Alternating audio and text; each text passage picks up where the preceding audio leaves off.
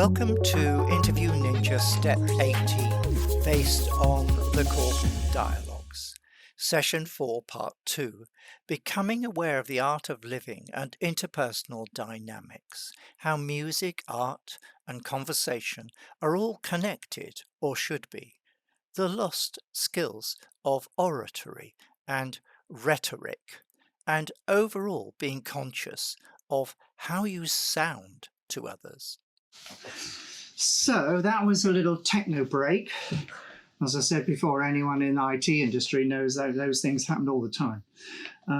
Sometimes for longer than others. I have many stories about trying to get the British government to accept very large computers, and nearly always it's involved vast quantities of alcohol to persuade them that the kit really will work in the end. But we don't have to worry about that right now. So what I'm going to ask Corben to do is just play the first 30 or 40 seconds, maybe minute, of the first track on this album as part one of preparing him to do a more powerful introduction. Off you go. Yeah, Taking the volume up. It's all the way up. There's a wheel there. Not surprisingly, there was a copyright claim at this point, and so we have had to remove that music, despite the good intentions and fair use and so on and so on. As with most computer problems, it's much better to just move on and get on with your life. However, it does not impact the purpose of this session, which is to engage with Corben at a musical level so he can translate that into a conversational level.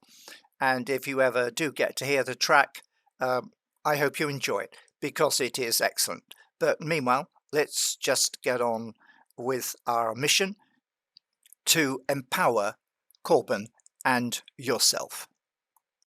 Okay, now the context of this is I want you to do the presentation again. Yeah. Sorry, not presentation, the intro. Yeah. We can put that down, get rid of it, it's in the way now. Won't hibernate it. It's made its point. Doing an intro, talking to camera, and in fact having any conversation or presentation is about three things. It's about the style that you use, it's the words that you use, and it's the pace. Now, you might consider pace as part of style, but style it's more generic than just pace. So the style has to be good, the words have to be good, and the pace has to be good. You see various psychologists trying to grade how much, what's more important than what. Yeah. But actually, those are simplistic, because the relative importance of style, words and pace varies according to the situation and the audience, and whether what you're doing is going to be analysed later by people who won't see you deliver it, or your presentation might be written down in a newspaper article, in which case the style's gone, the pace has gone, it's just about words. So a presenter or a speaker who's conscious of what the audience is going to be at the time they deliver it, but mindful of what the audience could be later on. In the future. Yeah. Yes. So now what we're doing, we're in the present, but potentially in the future as well. So the style you use and the pace and the words, I want you to think about them as if it was a piece of music. When we listened to that music, Mr. Mayor. Yes. John Mayer. Yeah, let's give him his credit, because it's certainly due. So when I analyse a song there, just like the criticism of prose, it's how long's the intro to the music? What's the tone of the music? What's the pace of the music? Mm-hmm. How well does the music match the words? Me and all my friends. And if you listen to that track, there's a little chorus where his friends actually are there. Whereas if it's a track about I'm alone, she's left me. And then you're singing with a choir of people. Well, Yeah. no, but there is no choir of people because he's on his own. Yeah, that's what I'm trying to say. Yeah. And then there's some of the tracks on that are meant to be melancholy. It's almost like he starts up here, track 1, everything's all right. I'm thinking about the rest of the world. I'm not worrying about myself too much. And pretty quickly it turns to his life turns to crap. Then he's on the bottom, which is where Adele does nearly all her songs. Yeah. Does them brilliantly. And then it picks up for the last 2 tracks pick up of the album. Yeah. Yeah. And, I think it finishes up with I'm going to find another you as the last track. I'm being intrigued. That is indeed. Yeah. Now, if I was his life coach, I'd say that's a mistake. You don't want to find another version of the one who's dumped you. You want to find another person that's going to be compatible and inspire you and help you have a happy life. Because if you find another one that's going to dump you, you're just going to go up and down through a roller coaster of misery. But that's... rat hole. Yeah. Well, I don't think it is. I think there's a lot of... If you think about albums and the way they're put together and the stories they sell, if you're trying to finish upbeat, I'm going to find another... When a person becomes aware, it's like switching the lights on in a darkened room. I'm seeding or planting an idea here in Corben's mind, which is about structure. A musical album or a painting or a speech and presentation should have a structure, and the skill area is called rhetoric.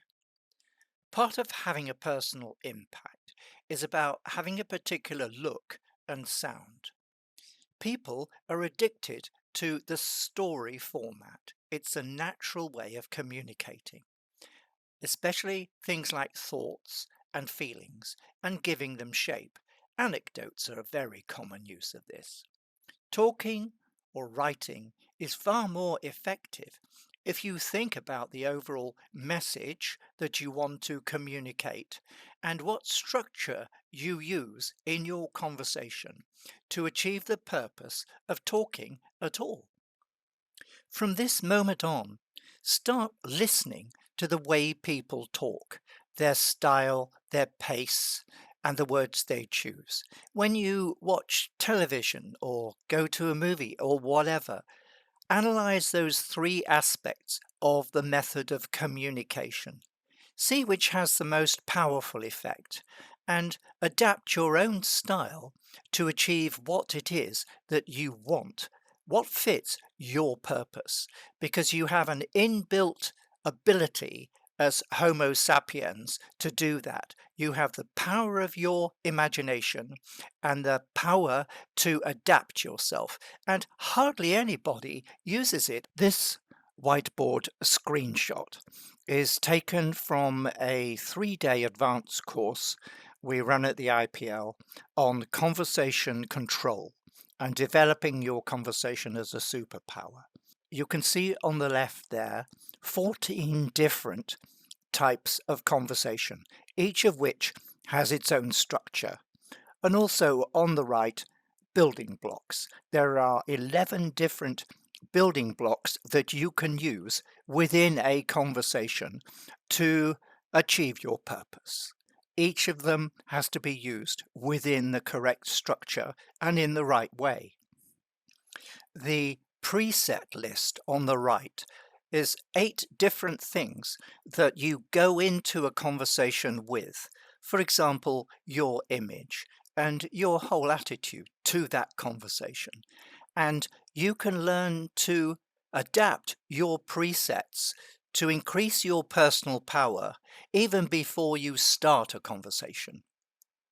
So if you start using it, practicing, getting good at it, you really are on the way to move from normal to good to great. It does take practice, and in Corben's next introduction or presentation, we can see to what extent he has taken on board this idea of style, the words he chooses, and the pace. You can see it's quite a struggle to adapt your natural behavior, but it's well worth the effort. not you. I'm going to find, I'm going to find a better way. I'm going to find this. I'm going to find that. So coming back to intros and you doing this intro, think music, think style, think pace, think tone of voice. Okay. Think, how does he project? He projects his voice. You do music production, don't you? I do music production. Yeah. Yeah. That's meant to be one of these things with all the levers and sliders, and that's your skill. Yeah. One of your skills. So when you're talking, if you think of your way you talk as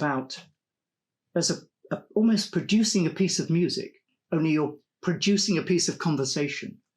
For over 2,000 years in the Western world, the soft skill areas of rhetoric and oratory were understood as the most important skills to teach a young person, along with reasoning and critical analytical thinking. They are essential for influencing other people to understand your wants and be inclined to listen to you and help you.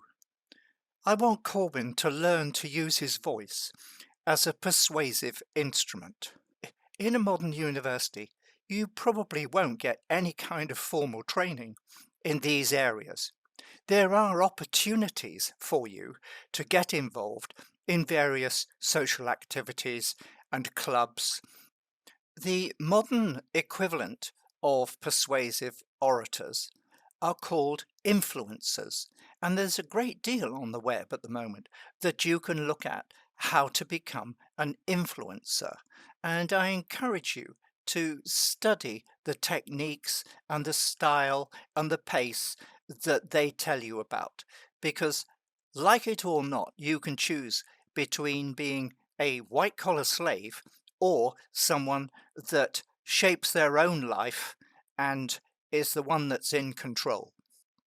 Here are some typical influencers from the web. Look at them from the point of view of gesture, their body language, the power they project. Are they positive or negative people? Do they have any credibility at all? And if so, what's that credibility based on? Maybe they're faces you know, and those people have built up credibility in some way. Your challenge in the modern world is to somehow build up your personal power and your credibility. And an interview is one place to start doing that. You're producing an intro. I think my response to that would be when I'm playing music. A lot of the time I kind of have I wouldn't ever go on stage and just be me and then not have any idea of what I was doing previous to going on stage, sorry. If I went on, I want to know what I was playing, and I wouldn't have to know every note that I was playing, but I'd like to know like the structure of the song and maybe who was going to be in the band. I could do an on-the-spot thing, but the thing with this conversation would be I feel like I'd gradually get more confident if I knew what I was going to say. So the more times that I do it, and the more comfortable I'm going to be with talking about it. So the structure is what gives it to me, whereas in the music I always have structure. That's why I'm comfortable sat behind it, because I have a plan of how it's going to go and I make it go that way. Okay, well, you won't be surprised if I pounce on the odd word or two or phrase or two there. No, I'm very much used to it. So for me, a danger sign is that's why I'm happy sat behind it. I think those are your words. The camera will tell us whether that's exactly your words. I'd say at the moment I stick with that. I do sit behind the music. I'm not the front man.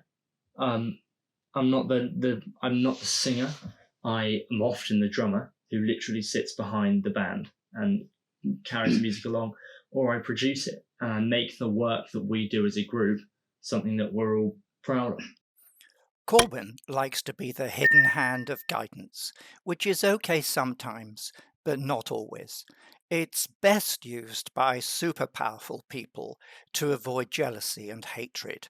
In France, it's called the éminence grise, and in America, it can sometimes be called the iron fist in the velvet glove. In step 19, we will start to coach Corben into how to be a more visible leader. And you're going to have to decide what kind of leader you want to be. And we will be covering leadership styles in much more detail later. Meanwhile, keep making those notes and thinking about what kind of person you want to develop yourself into.